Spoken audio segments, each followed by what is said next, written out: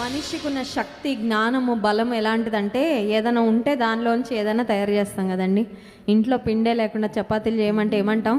ముందు పిండి తీసుకురండి అంటాం కదా. దోశలు చేయాలన్నా, ఇడ్లీ ఏదైనా క్రియేట్ చేయాలన్నా కూడా ఒక ముడి పదార్థాన్ని తీసుకొని ఆ తర్వాత దాన్ని ప్రాసెస్ చేసి మనిషి ఫ్యాక్టరీస్లో, కంపెనీస్లో లేకపోతే చేత్తో దాన్ని మలచి మార్చి ఏదో ఒకటి చేస్తారు. కానీ మన దేవుని గొప్పతనం ఏంటంటే he created everything out of nothing.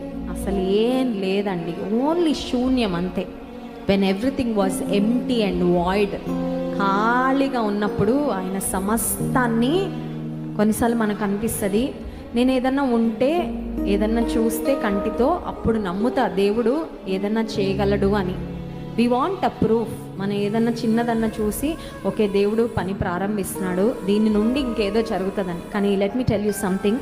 ఒకవేళ శూన్యంగా నీ జీవితం ఉందేమో, ఎంప్టీ, టోటలీ ఎంప్టీ, నీ బ్రతుకు ఖాళీగా ఉంటే నమ్ము, మన దేవుడు శూన్యంలో ఉండి సమస్తాన్ని సృష్టించే దేవుడు. నీ జీవితంలో కూడా he can fill the void, he can fill the vacuum, he can give you plenty, surplus and abundance when you are in lack. కొరతలో, కొదువలో ఉన్నప్పుడు చాలినంతే దొరుకుతుందేమో, అది దొరికితే కూడా చాలా అనుకుంటాం. కానీ మన దేవుడు ఎంత గొప్ప దేవుడు అంటే కొరతలలో నుండి సమృద్ధిలోనికి నడిపించే సర్వాధికారి. స్తోత్రం చెప్దాం, హల్లెలూయా.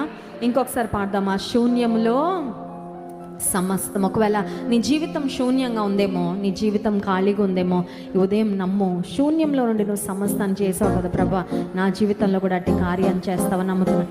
శూన్యములో